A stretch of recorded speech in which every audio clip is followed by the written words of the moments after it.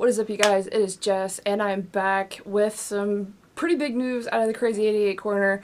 For those of you who don't know what Crazy88 is, it is the music project of Jared Alonji, Lauren Bevick from Red Handed Denial, and Patty Walters from As It Is. They came out about last year with some covers in their own EP, No Words Spoken, and earlier this year in the summer they actually started a Kickstarter campaign for their debut album. It has officially been released, and I am super stoked about it. They have released the digital downloads and the name and a few videos to go along with the album. I know I'm going to butcher a lot of the names on this album, so bear with me. I don't mean it in any rude way, but so Crazy88, around the time that they released the Kickstarter project, they released the first single, which is called Shinebox. We had a video which it was also kind of an introduction to Patty Walters also being in this project. But for the album, they actually tuned the song, so it's actually in a lower tuning than the original version that they had put out with the music video. And you'll notice that if you listen to the actual song on the album. I honestly think it works well because I'm used to Lauren singing in tracks that are lower anyway, because her band Red Handed Denial plays in a lot of low tuning, so I think it really meshed well, and I kind of figured that they would drop it down because I believe it was only in like drop D, so I think they dropped it down at least a whole step. I want to say it might be a step and a half, not positive on it. But the other two songs and videos that they had released for this before the album actually came out on Friday, the first one was called Tears and Rain. I actually really enjoy this song, I think, just because it meshes well with kind of what I expected. I knew that they were going to be adding some screams, and you know, this is one of my personal favorites on the album. And the other song that they released the same time that they released Tears and Rain is called, bear with me, Nitroglycerin. Nitroglycerin is the other song that they had released with the video. And this one has a lot of heavy bass parts and a lot of screaming in it. I don't really enjoy it all that much just because it kind of, I don't know if it's the range that Lauren is screaming in this song. But I enjoyed it, but I'm not like ecstatic about it, but I do believe it does fit well with the album once you actually start listening to it. If you listen to it song by song all the way down, it meshes well. So what I actually seen was surprising on this album. They actually released You Were Right again on this album. You Were Right was used on the, I believe, No Words Spoken EP. And I was actually surprised it was going to be on here because I figured they had already pushed No Words Spoken aside and then focused solely on Burning Alive. But I actually really enjoyed You Were Right being on here just because I actually love that song from that EP. So it was really, really great that they incorporated that, because I think that if people hadn't known anything about No Words Spoken, they might phase more toward Burning Alive, so I think it's good that they have it on both. That way they can kind of get a taste. Another one of my favorites on this album, it is a song called I Am Tetsuo. I want to say that's how you say it. And I enjoy this song completely because it actually meshes Lauren and Jared's vocals really, really well.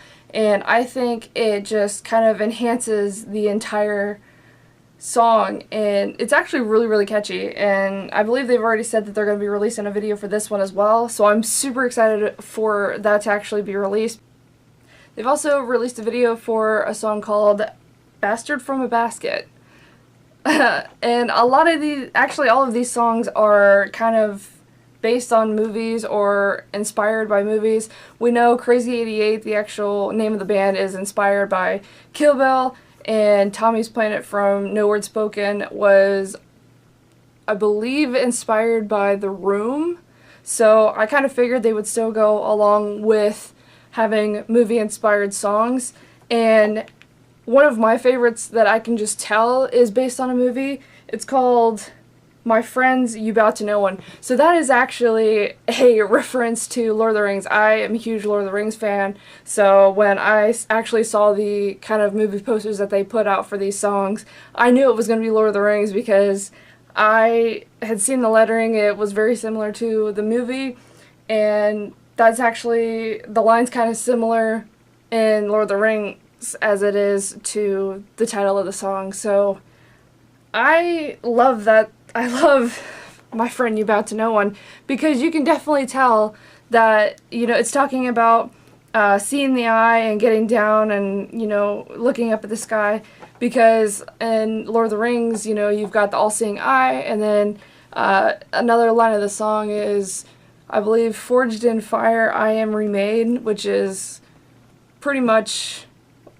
a lot of how Lord of the Rings is, especially with like the rings and any type of like bladed weaponry in the movie.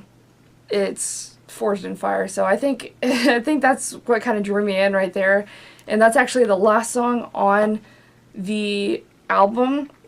Another one that caught me by surprise though was Hannah, and it's based on the movie Hannah. And this song actually has no screaming in it. It's a very subtle, kind of somber-ish song, but it's actually very beautiful, and I think Lauren is an amazing singer, for one, just because she can hit lows, highs, and do scream vocals. A lot of people can't do that, especially because she is a female. A lot of people probably discourage her because she is a female and she can do those types of things.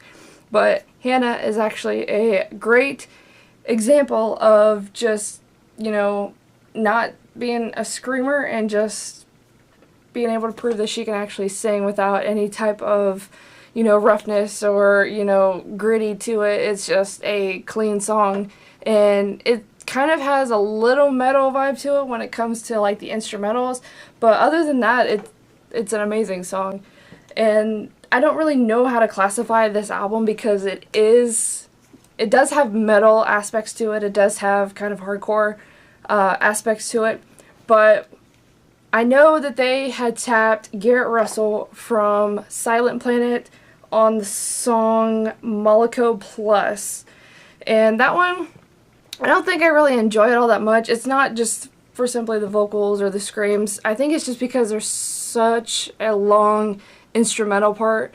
It kind of just like sends me into a lull, so I'll enjoy like the vocal aspects of it, but once it gets into that really, really long portion of instrumentals, I just kind of want to change it, because it kind of drowns out everything else, I think. But I still enjoyed the song, just not the instrumental portions when it's just instrumentals.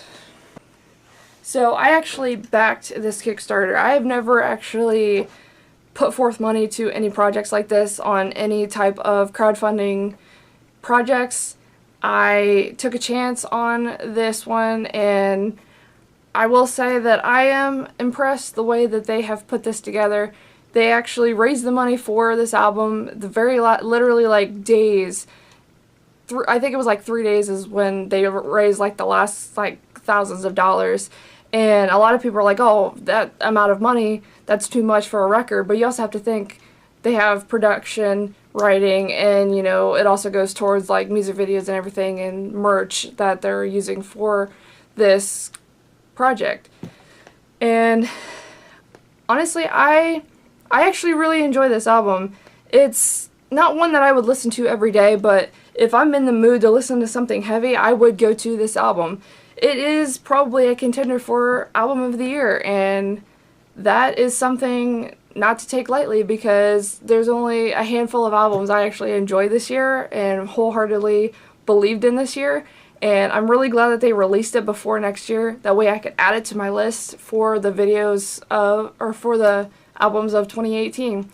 So I really think that they did bring a lot to the table with this, and they are contenders for a lot of things to come, and I think a lot of people are going to have them on their radar now. So I would like to see how CrazyEightyEight is going to just kind of present themselves.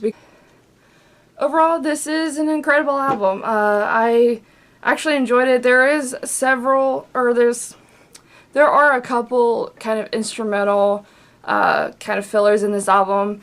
I honestly don't really look at those, because yes, they're cool when you can put together like layered instrumentals and layered, you know, different parts into a song, but to me, it's mainly the lyrics that speak, and then the instrumentals and everything comes afterwards. So it all comes down to lyrics, so I don't really download any instrumental parts to any albums. If they're in there, I'll listen to them, but it's not really something I would save in like my Spotify playlists. But yeah, this album, I think it really brought something to the table, so I would like to see how it works out.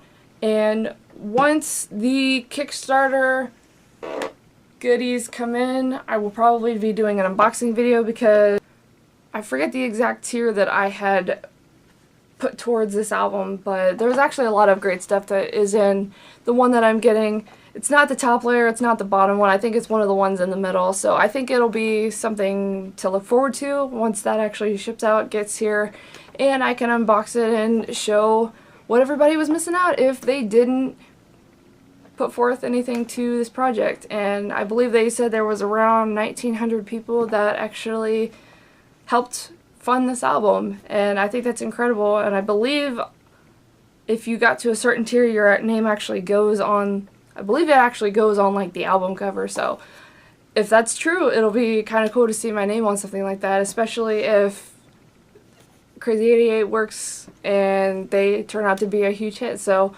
we'll see how that goes, and I hope to see more from CrazyEightyEight. I think this is a really great start to what they have to offer. Of course, I've been a fan of Lauren since Red Handed Denial, and I actually didn't know about Jared Alonji until this project. I hope that they have more to come. I know they got some videos coming out, and once the merch goes out, they're going to be letting us know. So we'll see how it goes.